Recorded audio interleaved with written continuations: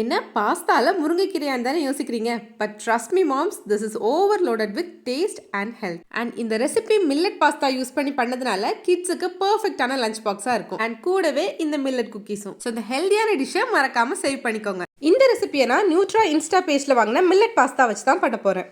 இவங்க கிட்ட millet pastas மட்டும் இல்லாம millet pongal mix, millet noodles, ABC malts, nuts powder and மில்லட்ல பண்ண குக்கீஸும் அவைலபிளா இருக்கு. So do check their page for more details. Back to the recipe. பாஸ்தாவை தண்ணியில உப்பு எண்ணெயும் சேர்த்து கரெக்டா 5 நிமிஷம் வேக வச்சு வடிகட்டி வச்சுக்கோங்க.